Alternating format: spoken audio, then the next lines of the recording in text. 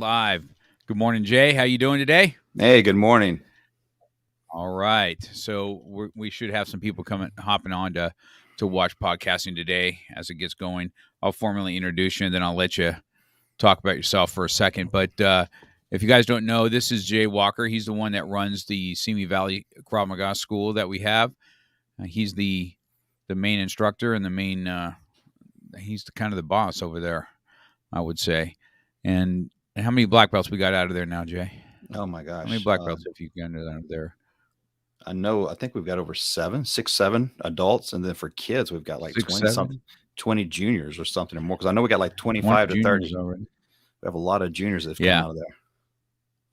Yeah. You've done a good job over there. It's been great. So, I'll let you introduce yourself a little bit and give you some of your history and where you grew up and where you're from exactly. Cause you're not a California boy. Because you really eat weird shit, that's for sure. We'll talk about all that. We'll talk about that. But with no further ado, Jay Walker. So go ahead, Jay. Let everybody know where you're from. Your little southern twang and all that you got. I'm originally from Mississippi. I'm from a small town called Hickory, which is sort of the central part of Mississippi, central east side, more northeast. But I grew up there most of my life, grew up on a farm. Like you said, eating wild things. Like this time of the year, my dad would go out and go hunting for squirrel. And so after he killed a bunch of squirrels, he'd come home, we'd clean them, and he would crack the skull open. And then my mom would scramble the brains up with the eggs, and we'd have squirrel and eggs for breakfast. So, yeah, we've had some crazy things, but I grew up. I think the whole town has 2,500. Even of right now, that's the population of this small town. The funny thing is, when we first moved there, I moved from a different town, and we first moved there, I had to be very careful because they always talk about the South, but I had to make sure I wasn't kin to anybody before I started dating people from there. So I did not date many people from that town because they may be my distant cousins or anything else. Because my dad's my dad's family, they're there for centuries because the land and stuff there were owned by a lot of the Walkers, and to this day, certain parts of that town are still on the lands owned by Walkers for like over 100 years. And we have one. Go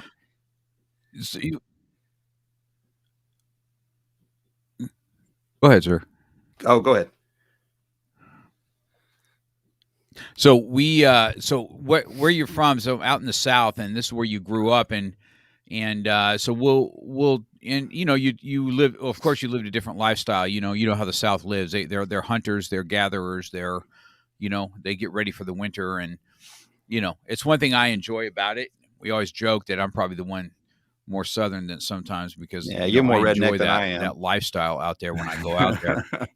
Yeah. So, but I don't eat that weird stuff. I could tell you that. I'm not scrambling squirrel brains for breakfast. That's a given. That's so typical of what you would eat. It's funny. We'll talk about diet and 75 hard and stuff. But I want to talk about your past a little bit about you've been doing martial arts, and I'm not sure if people know that you've actually fought. You fought in the ring. You have fought and won in the ring. You have owned a school, and let's talk about that. Yeah, my martial art career. I mean, I suppose martial arts. I started in 1985. The style I started in was called Kyokushin. A lot of people look it up. Kyokushin is a very intense Japanese style, which actually fit my personality back in the day. We trained out of a local activity center. The only time our instructor really let us train inside was if it was lightning outside. I remember the floors, we had no pads. It was all concrete. But most time we trained out in front. And because of the way the system was with the belts, I remember sitting in the same place over a year, doing push-ups, knuckle push-ups, and ants just going up my legs, going up my arms. And just like in Tang Soo Do or Tae Kwon Do, when we were standing in ready position or Chun-Bi, I remember standing there and just ants crawling up my legs. And, you have to lead by example and have to be still. That was my first time to get into martial arts. I've been wanting to do martial arts since I was like 6 years old. But growing up, I had a lot of respiratory problems because my mom, she's the 60s mom. And that was before they said cigarettes were bad for you. So she still was indulged in all that. And I had a lot of respiratory issues growing up, staying in oxygen tanks. And And actually, it became a fluke that I got into martial arts. One of my friends at the time, this is something you would think was out of a Cobra Kai movie. This guy named David Nixon walked into our school in high school, and he had on the name of my studio was Black Eagle. He had on one of those old satin jackets, kind of snap up the front, and the back had the Black Eagle logo. And his walk around as cool as everybody. I said, "Man, that's cool."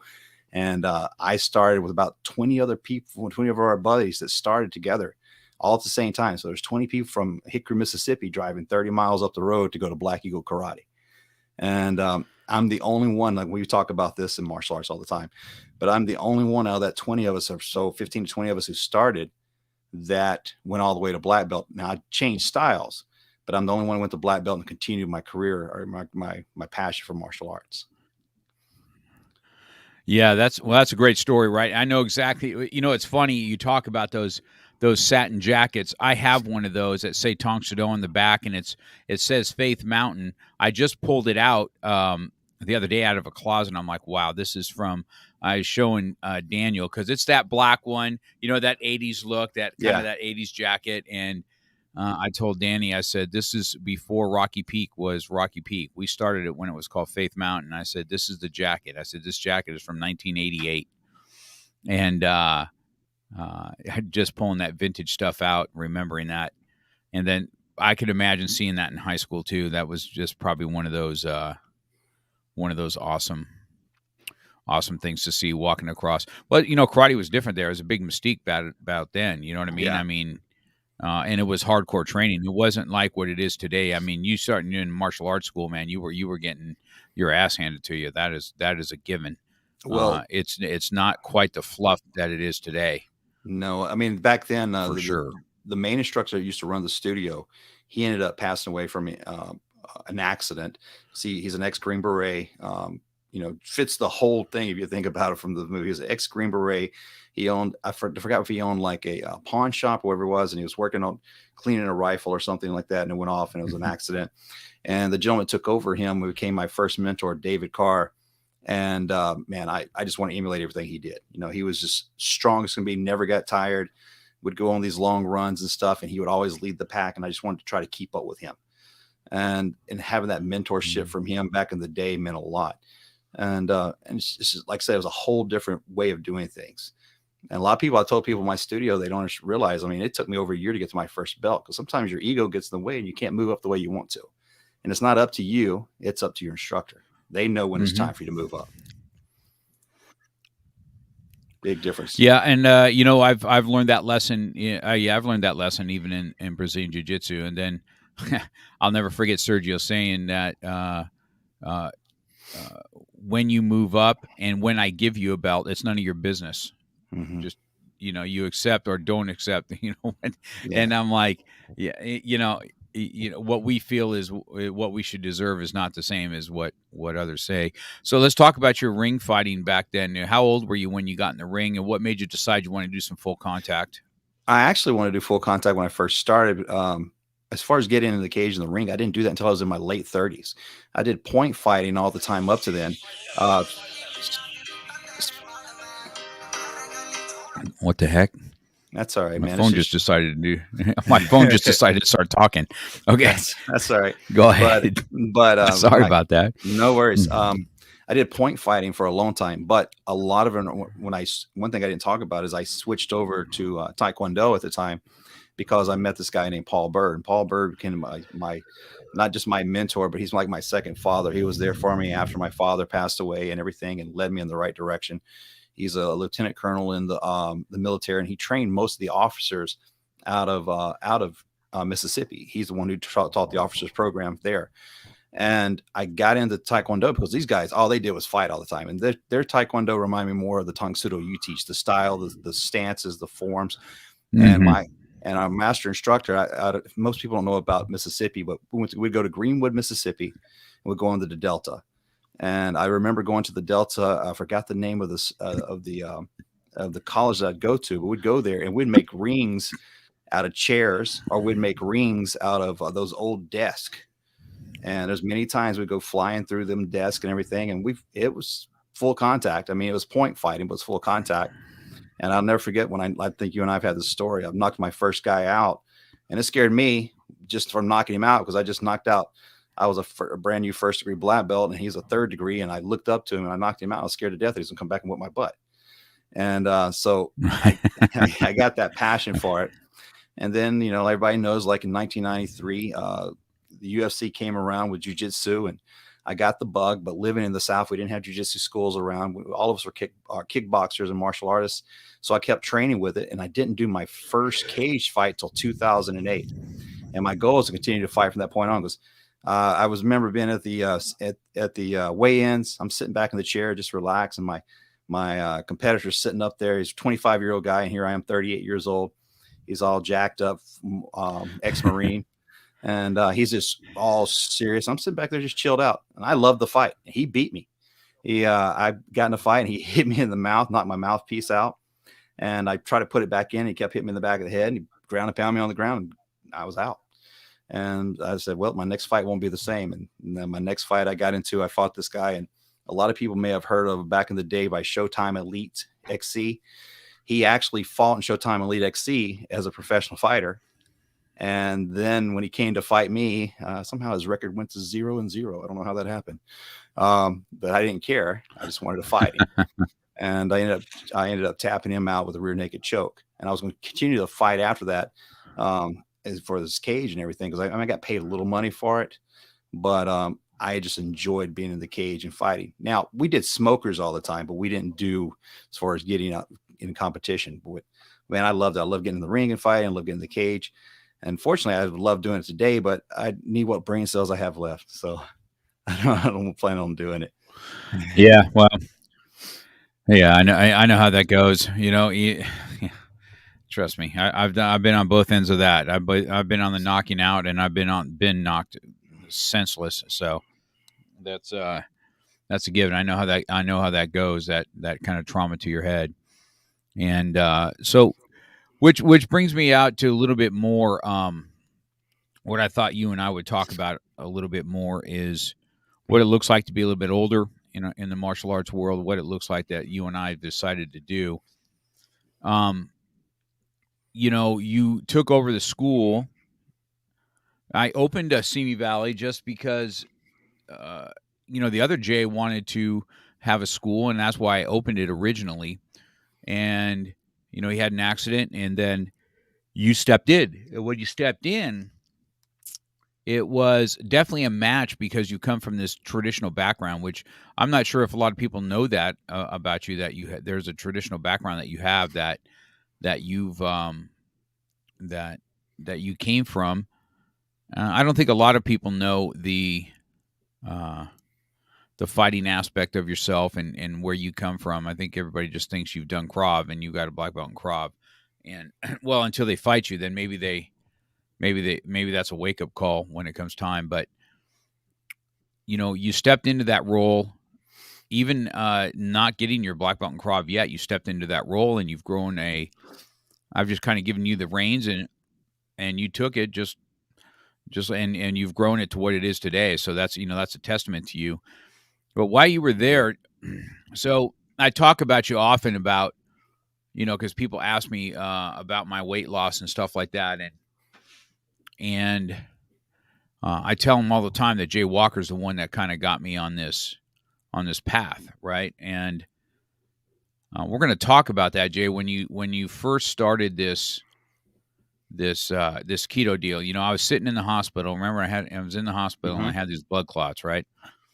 And man, when I look back at pictures, I got pictures of myself in the hospital and just how out of shape I really was, and how unhealthy I looked. Even my face, it was how my face was bloated and everything else. It's a miracle, I think, sometimes that I'm still here. When I look back on that, on how unhealthy that was, even though the blood clots came from an accident and didn't come from something that developed. And I remember having conversations with you about, I can't live like this, because I was living in fear, because every time something happened to me, I felt that something else is happening. I mean, this has even gone on within the last year and a half. Remember, I had my leg was kind of swollen, and I'm like, man, do you think this is blood clots again? You know what I mean? And Uh, and so you went on this journey. Let's talk about originally what you did on the keto diet that made you go to this keto diet. And was it, I don't think you were you doing 75 hard, or did you do 75 hard with me? When I first watched you, you were doing some kind of a contest of some Hmm. sort. Were you at no, you were at F45, Correct. right? Yeah. Yeah. And you were killing it there. And then you did the keto diet, and that's when I watched you do a transformation as an older guy. You transformed there. So let's go ahead and talk about that real quick. What you did at F45. Yeah. So, I've always been athletic. Even in college, I was always used to stay in shape when I was in high school and stuff. And before that, I always had a little issues with my weight. But then when I got into college after training to do fighting stuff all the time, I would eat up to 4,000 calories a day because I'd want to stay in shape. Because, like you and I've had this discussion because back in our time, the people I looked up to was like Arnold Schwarzenegger, Jean-Claude Van Damme, looking at Sylvester Stallone, and I wanted to be built more like that. So I was eating those high calories, those old nasty, chalky Weeder shakes back in the day. And then what happened though, with life, I stayed in shape, looked good for a while, and I got married, and my unfortunately my diet didn't change, but my lifestyle changed, and I got heavy. One time I think at the heaviest I got up to was like 286 for my frame, which was a lot. And when a lot of people just think about the weight, it's not just the weight that you get, it's what comes with it. Because when your weight's high, you start getting depression, your immune system drops. And a lot of the guys, a lot of guys out there, you need to think about this too. It's not just your immune system, your testosterone, your hormone levels drop too. And you don't feel yourself. And I recommend to every one of you guys out there, if you get that way in your life or your relationships and you start feeling depressed and everything, man, go get your hormone levels checked out. So moving forward with that, I tried different workout programs. There was one I forgot back in the day where this guy did it and had the diet program where you eating 6 days, 6 meals a day. And I did that.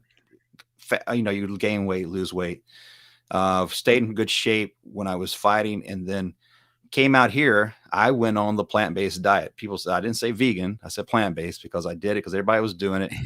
Lost a ton of weight, but I got real super skinny. And it worked for about a year and a half for me. Then after that, I didn't feel the results from it that I wanted to do. And people say, why don't you say plant-based instead of vegan?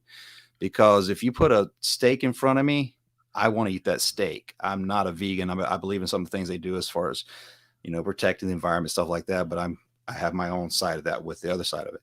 But moving forward is, I got to the point where I was out of shape. And this is even when I was running the studio. It was like 2018. I think I got up to 250 pounds. I was unhappy with myself, and this thing kept coming across my Facebook feed called F45.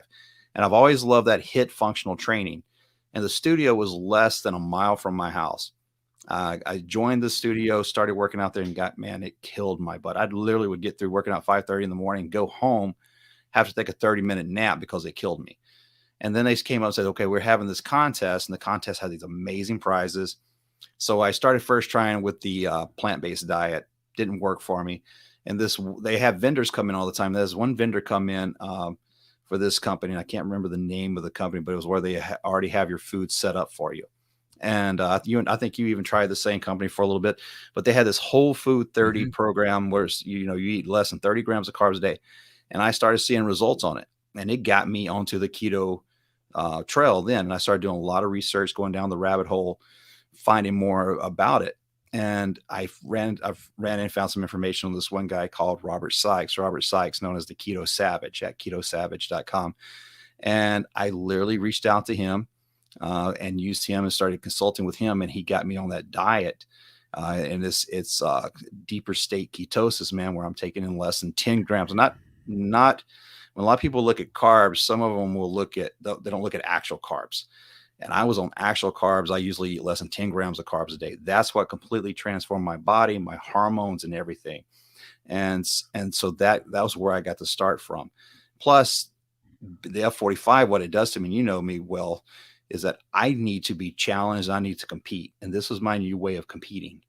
And I started winning contest after contest and losing weight. And I got my body fat down to the lowest to 8% body fat.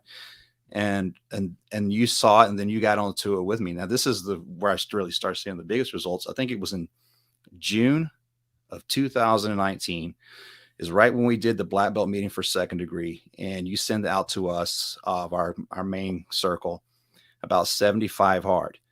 And you know me, anything you throw Right. out there, I said, I'm on. And that night, I got on with you. I said, crap, what did I just do? So I had to stroll outside and do a second workout. But it was that with the keto was the biggest change that helped me completely change my mindset and the way I look at things. And it all started, competition and finding the right diet for me.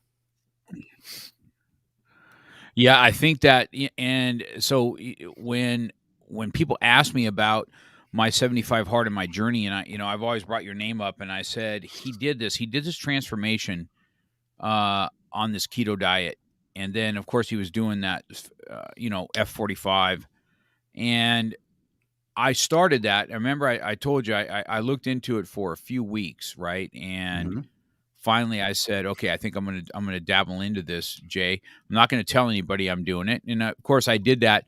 I didn't tell anybody because, of course, I was figuring that was going to fail, just like everything else did, and so I didn't tell anybody except for yourself. And then I started getting these results, and then Andy Frisella did come along when I was listening to one of his podcasts, and I'm like 75 hard, and I said, wow, this is kind of a revamp your mind thing, right? Not just a physical thing, for sure. And so I said, okay, I'm going to jump on this. And then you jumped on with us. And, we've done that for our first 75 hard. I think we completed together. I mean, it was not easy either. No, it wasn't. It was not an easy get at all. And trying to get both workouts in. And I don't know about you, drinking the gallon of water was my hardest thing. I think you're kind of used to that kind of stuff. So you didn't have as much issue with that as I did. But man, that was a rough thing, and not having excuses and everything else. And then at the end of 75 hard, you can see that it even took my weight loss to a different level, right? It did something to where I had even more results, and my mindset was more set at that point now that I'm going to be able to be able to do this thing and lose 100 pounds, because that's what I said I wanted to do is to lose 100 pounds. And you remember me, dude, right? I was like calling you every day, and I got that blood thing to check my blood every day and to see if I was in ketosis, right? But I think that's the thing about the keto diet, why it worked, because you can't cheat and be in ketosis. You can't do it. You can't go out and have a thing of ice cream or have sugar. You can't have a bunch of carbs, or you're not going to be in ketosis. So if your blood says you're in ketosis, that means you're following the keto diet, and you got to get your macros right. So it does everything. But you remember those days where I was calling you every day? I mean, I'm checking my blood, what, 2-3 times a day to see if I'm in. So the funny thing about that, and I think that's really what started with Layla. Layla said, is your husband called yet? Because she started getting jealous because I was spending more time on the phone with you. She said, you talk to Mark more than you do me. And so I think that's where the whole thing started. Just so you know, Kathy says exactly the same thing. As a matter of fact, if we're driving and you call, she's like, "Oh, your husband's online." I'm like, this chick of mine. She says the same. I think Dickie's says the same stuff. It's funny. Dickie says the water's the worst. Dickie's got his own little thing going on. Yeah. Dickie said the why. Well, he's done 75 hard with us. He's definitely he's followed through and seen a result. Dickie could use 75 hard again, because now that he's got a new girlfriend, you'd think he's married, and where he eats garbage and doesn't work out like he should. But that's another discussion on another podcast. There's a lot of people starting it back over on the third too. I mean, we'll talk about it later, but I'm on this whole new journey for different transformations right now. And the person who runs my group, it's called the Wolf Pack, and they're all starting it. And she's starting phase 1. I said, well, can I start in with phase 3? So we're a little ahead of we've done phase 1 like 5. We've done it like 5 or 6 times. We've completed like 3 and failed 3 or something to that effect. You know what I mean? And I actually love doing. Yeah. I love doing it this time of the year because, like you and I both talk about it, people don't realize this. If you don't know much about 75 hard, look into it. It's great. But when you get to phase one of the hardest parts is you have to take cold showers for 5 minutes every day. And Yeah. that's a whole different ball game. Yeah. Yeah, that's a whole different level. I remember when we started, but you know what? Now that we've done it, I enjoy cold showers after, Yeah. uh after having a cold shower afterwards. It does two things, right? It's weird, right? If you do it in the morning, it wakes you up. If you do it at night, it calms your body down. It's Yeah. just one of those things that's kind of weird that way. But let's talk about our journey in 75 hard, Jay. We for those, I mean, everybody that's been around me knows that I've done 75 hard, and here's the most thing that I got out of it is just an excuseless attitude, right? Um, People make excuses all the time why they couldn't do it. Oh, I could never follow that, or I couldn't do the 2 times a day workout. I couldn't do this, or I could. And so, that's why a lot of people try it and then they fail, and then they chalk it up for another failure, or this isn't my time, or I'm going to wait till the holidays, or whatever it is. You and I, when we've took that 75 hard on different times throughout the time, right? We've done it where we were traveling. We've done it while we're going to be during holidays, so that we have to adhere to that kind of a discipline when most people aren't. And now here's two things I took from 75 hard, and then I'll ask what you took from it. One of it was the no excuses, right? Just the balls to the wall. I'm going to do this. And on the days we're pretty motivated in the morning to get our day in, and then halfway through the day our motivation leaves, and we have to rely on our self-discipline to take it. And in the beginning, everybody was pushing for us. Oh, you can do that. Yeah, we're going to be watching your journey. And about day 20, nobody gives a rat's ass anymore what you're doing. It's all on you. By day 50, people are now like, oh, you're still doing that thing? You know what I'm saying? That's so far out of their mind that they haven't done it. So the having this no excuse attitude was one of the major things that I did. And the other thing is, I remember my most vivid workouts was when I did 75 hard and I was traveling. And I was traveling to Georgia, and I had some plane flights that were kind of messed up. So I knew that I had to be up at 5 a.m. to get a workout in, and then I'm going to have to do it when I land. You know what I mean? To make sure that I get double workouts in, I knew that night I was going to have to do it. Well, that particular time, I'll never forget this. It was muggy. You know how the South is. It's super muggy. Yeah. And it's pouring down rain. You know how it would do, right? For 20 minutes, it just pours down this monstrous rain. And so I had an outdoor workout because I did the 5 a.m. I did the indoor workout. I had to do this outdoor workout, and it's pouring down rain. And I set up these kettlebells on each side of Carson's parking lot. And so I would walk, and then I would do swings on one side, and then I'd walk to the other, and then maybe I'd do presses with whatever my workout was. It's 45 minutes of this, and it was torrential rain. I was drenched. And I remember doing the workout going, there is nobody else right now doing this, what I'm doing. And I really felt that I was accomplishing something at that particular time. Those are two of the most memorable things I had in 75 hard, is that no attitude, no BS attitude, and doing something that I know everybody else is not doing at the time. Why don't you share what did you get out of your 75 hard journey? The thing that I like the most out of it is that it pushed me to make each workout harder than the one I did before. That was one of the things it was, because we've all gone into the gym or done our workouts or training, and we just get through it. Just go to wherever our physical ability will let us, and we don't push ourselves past it. And used to it would have groups of people, we can do that. But when you're by yourself, like you said, having that mental fortitude and that mental conditioning to push yourself harder than you did before. And that was one of the main things I looked at. And the other thing for me is time management.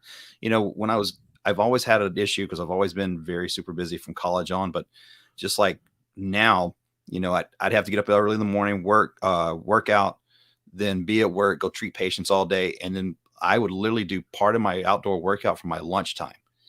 I'd go doing a walk or a run in my there, and then on my 2 10-minute breaks, I would read so I can get things. So, time management was something I really stuck with, and it's helped me even after that. Because if you don't, you'll say, "Oh, I don't have time," and you get home, you've wasted your whole day. So, mental conditioning, learning mental fortitude, and making things harder. Something like we always say here all the time is, you suffer for what you love, and get out of your comfort zone. We have all these little cliches we say, but we actually do it all the time. I think Chris Crash, one of his favorite things is don't suck, but we are all about embracing the suck. We want to make it Mm-hmm. harder. And if it's not hard, we know we didn't push ourselves.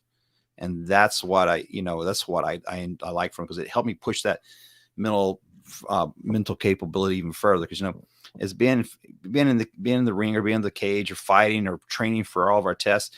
We all know what it means to suffer, because we would do it together as groups, or we do what we're doing. But sometimes when we're alone, we say, "Oh, nobody's watching. I'll go a little bit lighter." Mm-hmm.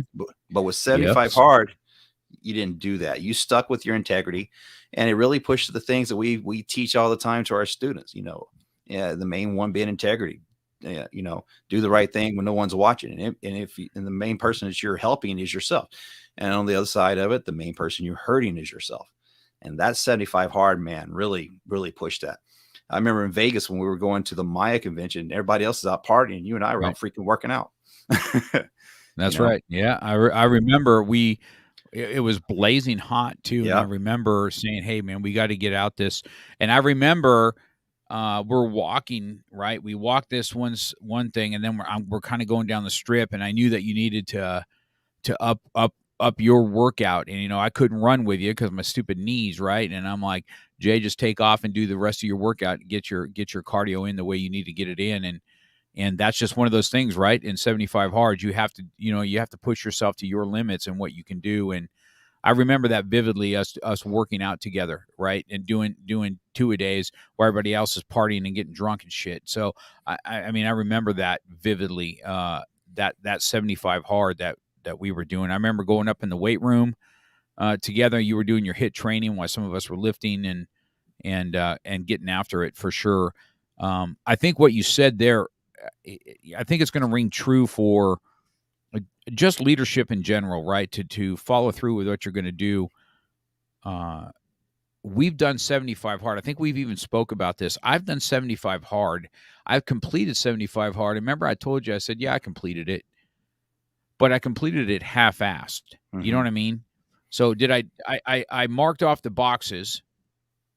Okay, I did my reading and I did this and this and this and this, and I did double workouts, but I didn't really push myself on that particular 75 hard the way I should. Now, that doesn't mean every time I did it, but there were so many days I just checked the box. Okay, I got to do another workout. I'm going to go walk around the block for 45 minutes, and you know what I mean. And Mm-hmm. instead of push the sled or something like that, or something to think. So I went through it, and I'll never forget this. Even though I completed a 75 hard, and I remember telling myself, you didn't complete jack squat because you just pussied your way right through this in, because you've already, you know how it is, right? We've already been through 75 hard. Our first one, we're balls to the wall how it was. And then you learn how to, we can kind of skimp it here and we can skimp it there and still check the box and still do 75 hard. And I remember doing that. So listening to you speak about getting after it, when nobody else is watching, I think that's the biggest mental push that we had through 75 hard, is just the mental game that it was. Because I remember seeing you too. I mean, you and I were not always on the same thing. You'd be at the gym at 5 a.m. and then you'd be doing your workout. You'd go to the studio. You'd work all day. Then you'd go to the studio and set up an outside workout. And I would come and join you sometimes in Simi Valley, where we're carrying stuff back and forth Mm-hmm. for 45 minutes. And and that clock just drags on, right, for 45 minutes and Yeah. just going, man. And instead of just getting after it and getting it done, and having time management. Yeah, those are all really good things that you said that you took out of it. And matter of fact, we just had a conversation the other night. I said, I think I'm doing um let's see, we got 75 hard. We did phase 1, and we have phase 2. And then phase 3, I think, is 75 hard for 30 days, right? Is that what it is? Yeah, phase 3 is what we're on now, and phase 3 is actually doing phase 1 over again. And for some of you guys, this may be foreign terminology. Like I said, it's just I would look it up, but phase 1 has a lot more stuff to where you work on your mental side of it, and you have to do daily tasks plus the cold showers. I actually think phase 1 was for me, 75 hard the first time we did it was a turning point. But like you said, I failed several of them and I've gone through some of them. It was just like, okay, we can do it now. But it wasn't what the whole reason Andy brought it out for. Phase 3, phase 1 last year came at the best time. Because dude, we were going right through the middle of the pandemic, training outside, how we're going to keep the studios going. I mean, and I was burnt out between that and we're about to go back to it again in my work today, going back to wearing N95s and N95s and gowning up and everything. So I was burnt out, and I took a trip to Joshua Tree to get my head straight, and I started phase 1. And that phase 1, man, I think it's what gave me that reboot to get through this stupid pandemic and get my mindset right. Because phase 3 is going to be the same thing again, and it couldn't come at a better time. I think you're right about that. I know. So those that you guys are on air that are like really foreign, you kind of heard about 75 hard. Andy Frisella is the one this is his program of 75 hard, and I know that when Stormy out there from Georgia, she has a little a clique that did it, and she's gone through all the phases too. She's a warrior herself. And Jason Flame, he started on a 75 hard journey, and he'll have the same stories.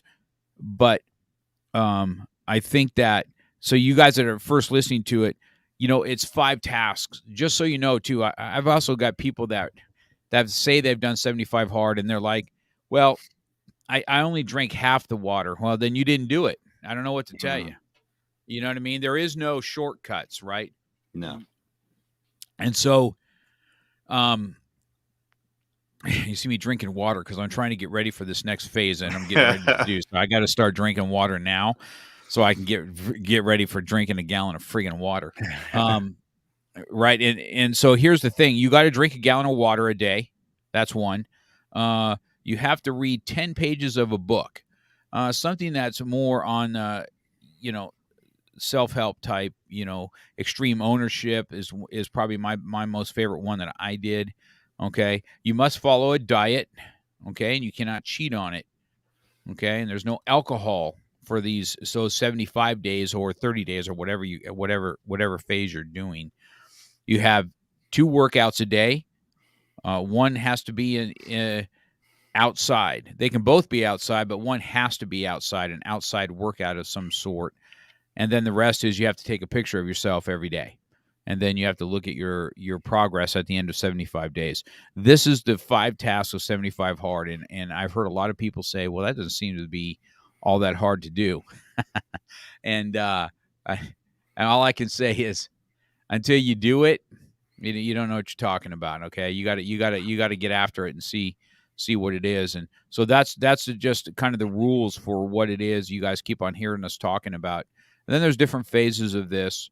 And then you just add to your thing. This is don't you agree, Jay? This was a mental game. It wasn't more, even though there's physicality in it. If you don't have your right mental state, you're never getting through it. Exactly. Correct? Exactly. This is exactly what it is. Like I said, there's many times I failed after I did the first one because my mind wasn't there. If your mindset is not in there, you're not going to do it. And sometimes it's like what we talk, we use each other's accountability. Sometimes we put this stuff out there for you guys is because it makes us accountable. And because if you're accountable, unless you just will go and give up on yourself or others, you don't care as much, but it does make you accountable. And going back on accountability, one thing I've also noticed that we've done, has to do with you more than anything else. But look, I'm wondering since that day, and I think that when you sent that out there, if you look back into your things, like I said, I think it's June of 2019. And you said, listen what this guy has to say. And you think of how many people jumped on the bandwagon then. I think you and I were the only ones who finished the first one. But since then, you probably have got over 100 people or more who have done 75 hard because the way that one podcast changed your idea of it, and the lives it has changed, from weight loss to looking at diet to mental discipline, picking up reading habits. Some people, they don't even read a book anymore. Just picking up a book and reading, and increasing your learning, it makes a big difference. And that all came from that one podcast he put out that you did, and it's and it set the seed to spread it to other people. Like you're talking about Stormy in Georgia. I mean, what she's done from there, and she's moved on with this group. From each one of our studios, all the people who have done 75 Hard, all the ones from John's studio and Brandon's and Jason's studio, and it just spread through it. So it's had an impact on almost everybody in our, not just in our studios, but in our life. Yeah, we got to thank Andy Frisilla for that. So he sits there and he doesn't probably realize on how much he's done to mentally change. And I think so part of out of there, I'll ask you your favorite. My favorite book when I read was Extreme Ownership. It's not an easy read. Jocko's book is not an easy read. Yeah. It's an easier to follow, to listen to, but that's not part of 75 Hard. You can't listen to books. You have to read books. Yeah. You know what I mean? You have to comprehend. You have to have the discipline to sit there and read 10 pages. And I don't know about you, but there's been a time or two that that you want to read, and then you're so freaking tired that if you lay down to do it, you're going to fall asleep, and then you fail 75 Hard. I think Jason Flame, that happened to him. So I had to make a mental shift on what I do. So I bought one of those patio heaters outside, and I read outside. I put a patio heater on and I read outside, whether it's super hot or super thing, and I'm able to get through my books. And when I read Extreme Ownership, I think that's the one that changed me the most. It's the one that's the one book that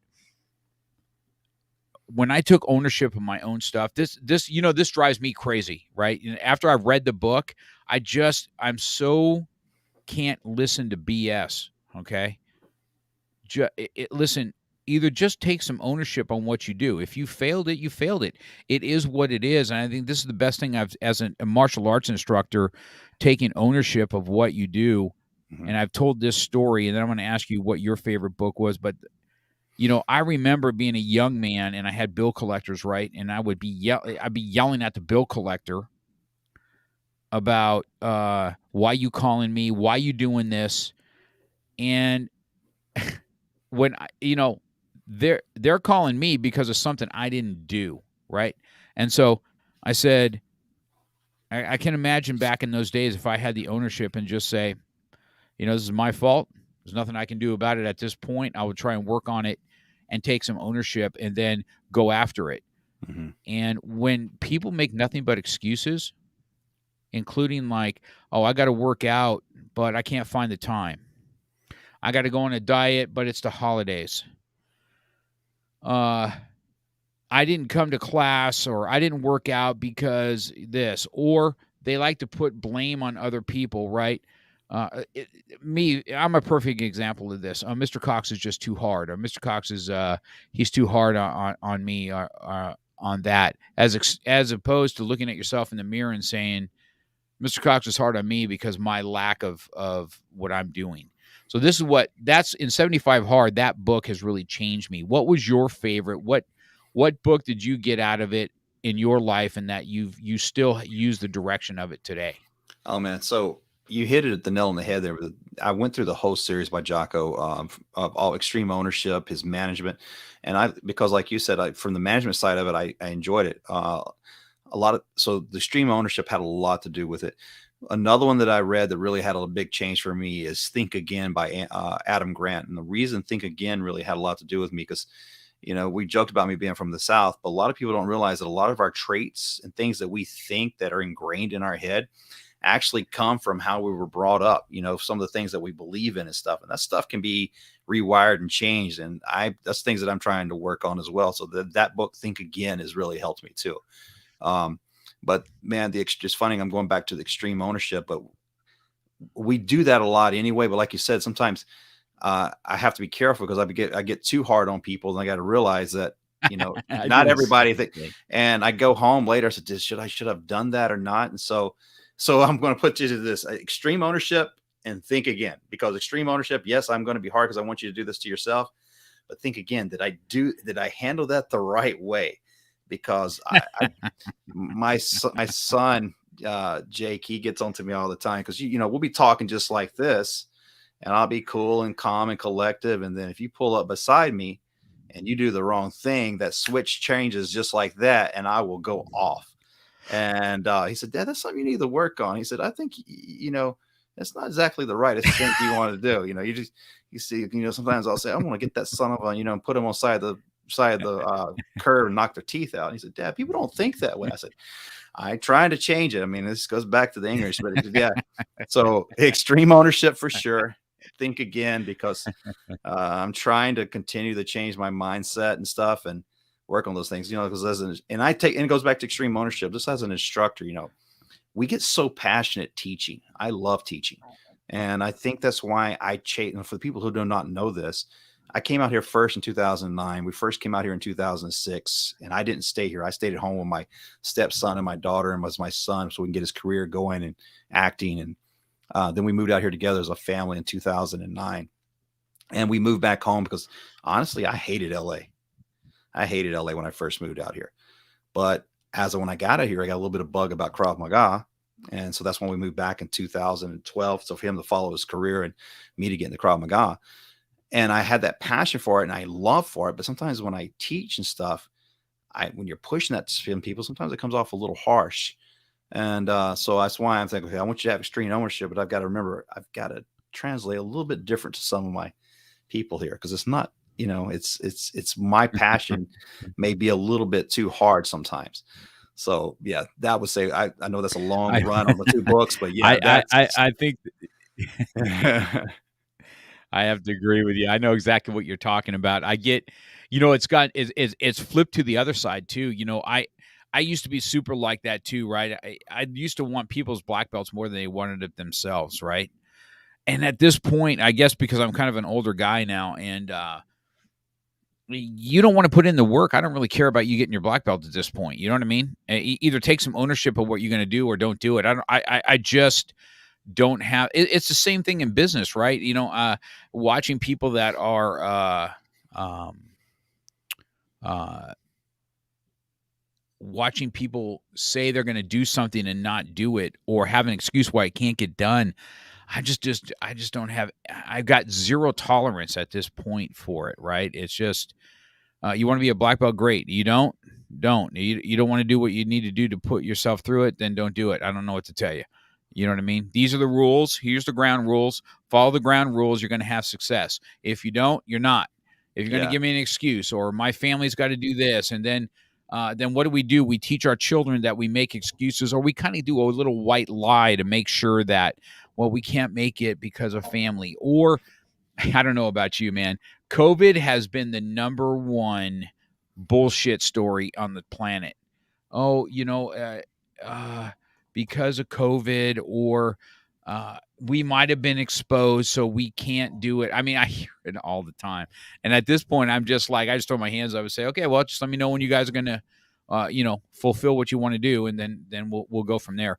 And that's just kind of how I handle it at this point. And so I agree with you. I flip on the other side too, where I got zero tolerance. And not everybody thinks like we think. That is 100% true too. And I've listened to Jocko's stuff about that, and I guess I've learned that extreme ownership is something, me personally, I can't worry about if you're going to have extreme ownership. I have to worry about what I can do and what I do, and exactly. that's one thing that I've kind of taken from it. I'm sure that just like yourself, right? You have to have ownership in. No, I'm just like you. I can get pretty passionate on the road if I want. I wouldn't mind pulling somebody over and beating their ass half the time either. But, and so that's just kind of where it is. And so it looks like, we're just in that same boat, Jay. I say that we're, pretty passionate dudes that are growing older. What do you see now, Jay? You're 50 now. Is that correct, Jay? 52 in April. Yeah. You're 52 in April. And so, and I'm 60, but I don't know about you, man. If you look, older martial artists like ourselves, we're pretty passionate when we get out there, right? and we get kind of hammered at the young 30-year-olds or what in the 20, where they have all this, like, man, I'd give anything to be back in my prime and have the knowledge I do now, right? Hmm. Isn't that weird how life is, right? We Yeah. we gain wisdom and knowledge as we get older, and we don't have the bodies to sustain our wisdom and knowledge at the times and have that passion. Those that get that passion as a young man, and those elite type athletes that have that passion as a young person. What have you seen as an older martial artist? I mean, what do you think has changed, um, for yourself, for the good, and maybe what you feel is kind of sucks. One thing I've noticed, I have a little bit more patience and understanding. But I'm gonna tell you what, one of the big things that's helped is, man, we have so much resources out there, and learning that recovery is just as important as my exercises, my exercise routines, my training. My recovery and sleep are one very important. We joked a little bit about the cold showers, but doing everything from contrast baths to cold showers and everything to let your body heal, and especially at a mitochondrial level. Uh, just like coming in, getting soft tissue mobility work done, anything to help work those things. And this is funny because we're talking about the keto diet and how it's changed our life, but for me, from a standpoint from health, and people are out there, I'm not pushing the keto diet to you because I do some crazy forms of it. Like right now, I'm about to do what's called an elimination diet with carnivore. And the reason I do this stuff is I'm trying to get as rid of the inflammation in my body, because we carry so much inflammation, and a lot of that has to do with diet, and our lifestyle. So learning those things has helped me as I get older, and having the patience to do that. Now, the one thing that's still hard for me is that my body, or maybe it's not my body, it's my mind, still thinks I can keep up with those 25-year-olds. So I'll be in the gym. And Yeah. it doesn't help when I go work out with Jake. We used, for a while, Jake was here. On Sundays, we'd have our workouts, and old man had to try to show his son that he still can pop up the weight. And then the next couple days, I'm paying for it.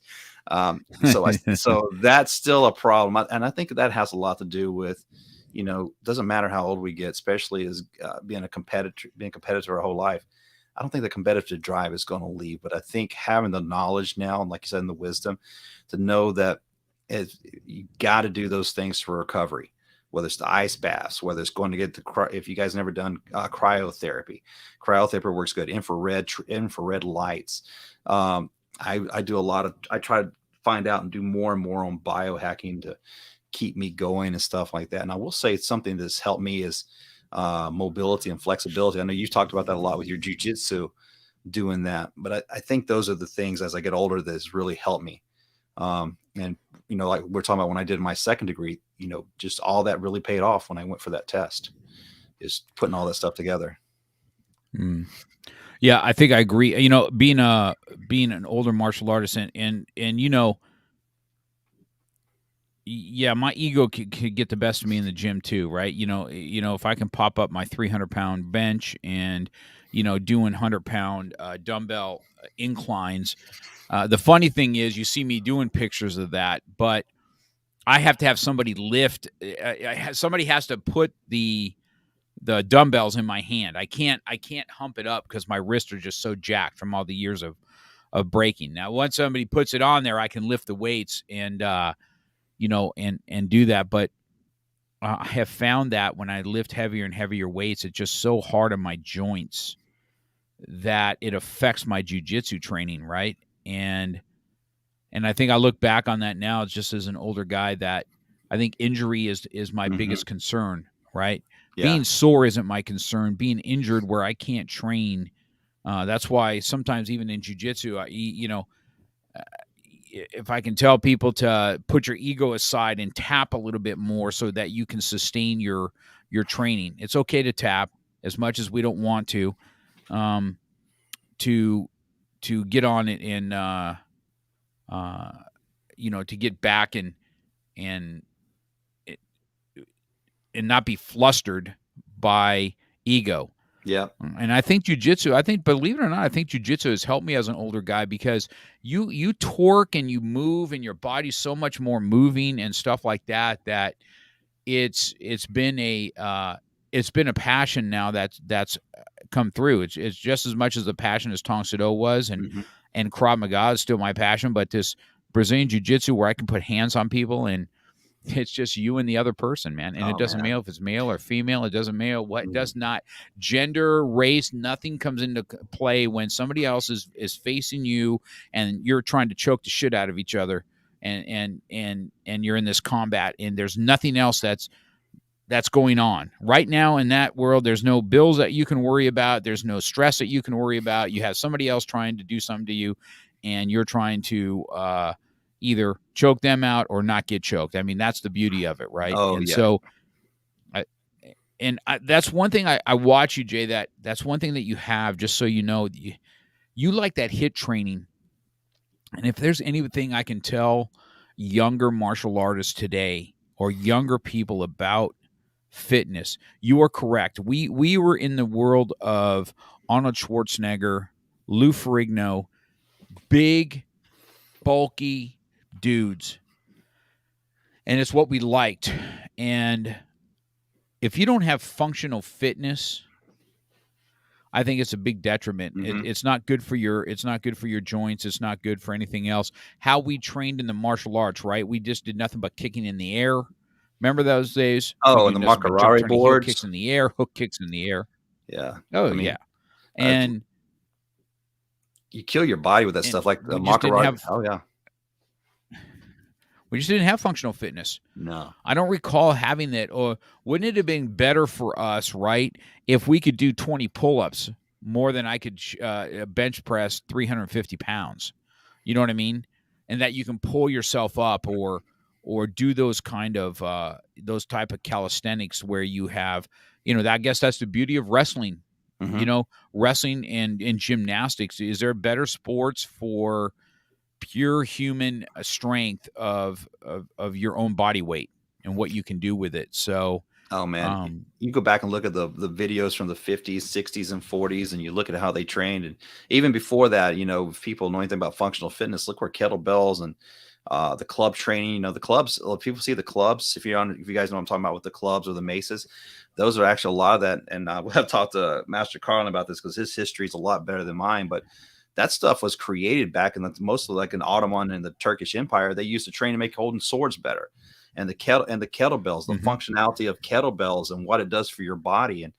And you look at these guys, like I said, remember the pegboards that they used to have in the old gyms where you Oh go up the yeah, pegs yeah, and we have pull it. one. Yeah, we have one Yeah, here in the studio. yeah, that kind of stuff. It's all about functional fitness, but the main thing for all of us, we back in the day, you didn't care about functionality. You wanted to look good. You wanted to walk in a room where you That's you right. looked you looked intimidating. And it's funny you brought up this about jujitsu, but if you go back and look at the legends of jujitsu now, like all the Gracies and the Machados, I mean, think about their ages, especially like Helio and Hickson and all them. Look at their ages and look how they're still on the mat and how they're still doing things.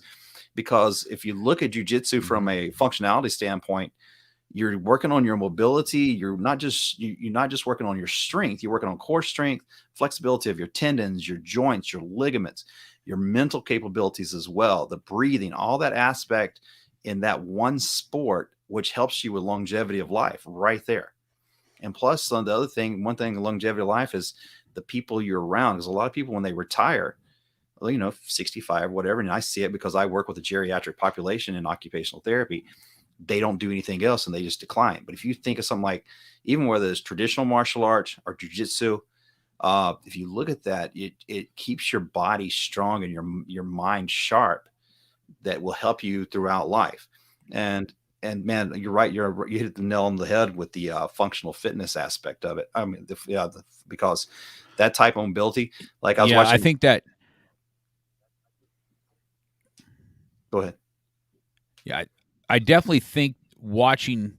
I mean, that's one of your fortes, Jay, is watching you, um, do your functional fitness. and your ability. I mean, we're already rolling up on an hour, but let's talk about this last. You've done a competition now. These people may not know about this, but you've done a competition with First Form, right? Which is Andy Frisella's thing. Is that correct? Is it First Yes. Form, correct? Yes. And it's a body transformation, and there's a $50,000 prize package, and of course you would rather meet Andy Frisilla than get the prize package, and take me along so our significant others can talk shit. But let's talk about both these times, dude. You have put yourself in these weeks, and you've super dieted and completely changed yourself, including cutting weight at the very end to try and win these contests. And you've done it twice now. And so what people may not know about you is you're like, dude, I just got the results that I didn't win again. And unfortunately, right, there should be, in my opinion, there should be an age bracket, because you get all these young guys that have all this high testosterone that can completely change themselves in this short amount of time. You got somebody in their 50s going after it, and doing a complete transformation of yourself, because both the transformations are phenomenal. And what'd you say to me today? Just so this is who Jay Walker is today. He goes, nah, I just got the news. So I guess I'm just going to go at it again. I'm going to try it again. And that's just your attitude. I didn't win this one. Okay. Or I'm going to tweak something else, and we're going to go after it again. And that's just kind of your attitude. Let's talk about where everything's not a win, Jay, right? Yeah. Everybody thinks everything's a win, but these two things, but there's still a win in it. So let's talk about what you've learned from losing something that you've put so much time into. Let's talk about that. Let's end with that. Oh man. And guys, think about the Michael Jordan stuff. It's not, and we hear the saying all the time. It's not how many times you fall, it's how many times you get back up and fall again and get back up and do it again. I'm driven by competition. So I found the First Form app, and you guys, if you were interested, you just find the First Form app. I think it's like $5 a month to do it, but it's a great little community. You get people to help you. But I like being competitive. I want to beat people. So, and I saw that they had prizes to win too. And I said, I'm going to give it my best shot. And I don't know how many people's doing this. Could be 100 people. It could be 200, it could be 2,000. But my goal is to compete against myself to get myself better. The first time I went from 238 and I got down to 209. The first competition, I didn't have what I wanted to. So I spent the time between that, and then I could try to gain like 6 to 8 pounds of muscle. Did again. And then December 2nd, I got all the way down to 202, keeping a good bit of my lean muscle mass, keeping my protein up. They announced it. I can't remember if they announced it on Christmas Eve or Christmas Day, the winners. And man, they looked phenomenal. Both the male runner-up who won $10,000 and the female who lost a lot of pounds over the year.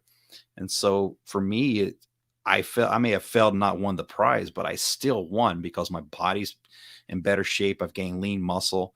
I'm going through some injuries right now that I'm healing as well. But you know what? I fought through those injuries and kept going.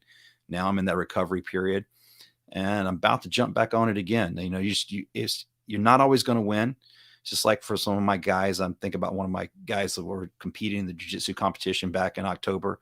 So watching one of my students, and you're out there on the mat with them. You physically can't do it, but you're mentally out there with them, and you watch them lose, and it breaks your heart. And you come up to them, you tell them, hey, look, you can get them next time. And sometimes in your mind from as a competitor that there is a next time. But sometimes if you've never done it before, you feel like that's the last fight of your life. And what I tell people is, guys, there's always fight left in us. And you have to figure out what that fight is for you. For me, is to be that great grandfather sitting on the floor with my grandchildren and my nephews, going to the studio, even if it has to be where my students have to help lift me off the mat, which hopefully by that time in my 90s, I'll be in jiu-jitsu as well. But you've got to find out what your fight is for. So remember that every time you fail, it is not a fail. It is a lesson of life, that lesson makes you stronger and better. And as we get older, don't think that you're stuck in your ways. There's always ways to change your mindset, to change the way you think, and to make yourself better. And when you make yourself better, you help out not only yourself, but you help out your community. and the ones that you love, and which I hope all of us remember that we have certain people. You have your family. For me, I have my extended family through martial arts and Krav, but as a whole, we're all here together to help each other and make us all evolve. Yep. I think that's great, because your accomplishments, right? So we've listened to where you've won in the ring, you've lost in the ring. Then you went to F45, and then you smoked those competitions, right? Yeah, You showed them what 50-year-olds can do and accomplish when they put their minds to it, and then you won those candidates. Then you go to this first forma, and you've done it twice now, and I know you're pushing me to do it with you one time, but that's a major undertaking. I'll think about it on the next go around, because once I jump in, it's going to have to be all the way. You know what I mean? I'm not going to be able to do something half-assed, that's for sure. But it's been a pleasure watching you. This is why you were the one kind of responsible for me to get on the wagon, because I watched you. I watched somebody in my age bracket be able to change themselves with something. And it wasn't easy, because you weren't in a great place mentally either. We were not in good places mentally sometimes, going through serious divorces and stuff like that. You and I chewed the same dirt. We had the same kind of we have the same kind of personalities, and super competitive. I mean, super competitive, and hate to lose. And not just lose to an opponent, but lose to ourselves. I cannot stand it, right? And so it's been a pleasure being able to watch you, Jay, and be able to out here, and so everybody can hear me talk about why you were the one that turned that corner, because you did something. And I said, if Jay Walker can do that, I can do that. There's no reason that I cannot do that. And I just went after it. I went and got after it, and it just happened to be something that worked well for me. And I've lived that lifestyle since. I mean, I've given up sugar. I don't think I've done a drink of any alcohol. I don't really drink anyway. I'm not a drinker. You might catch me on with a whiskey here and there, back way when, right? But I just wasn't one. But I haven't had a drink since the very first 75 hard we ever did. That's one of those habits that I've just picked up and stuck with. Reading is still a habit I've done. Mm-hmm. I don't have a habit of drinking a gallon of water a day, because it sucks. Okay. If I could drink a gallon of coffee a day, it would be really easy, but the other is where it is. So, you continue to inspire other people. That's why people like to be around you. People know that you're the warrior that you are, and you're still a work in progress. Even right, we're still a work in progress. No, yeah. Even when we're 50, 60 years old, it's amazing, right? They say that you can't teach an old dog new tricks, and I just don't believe that to be true. That's BS. Yeah, yeah, you will definitely sharpen the sword. So, yeah. well, I want to appreciate. You become stagnant. That's correct. Yeah. You're right, and that definitely is easy to become stagnant. So yeah. So it's been a pleasure, man. We're at an hour and 7. I know you got work you got to go do. You got other people that you got to go service now today, being and doing what you all do. I appreciate the time, Jay, that you spent with me it's today. my pleasure. Thank you, sir. All right. All right. See you again soon. See you guys. You too, sir. Bye-bye.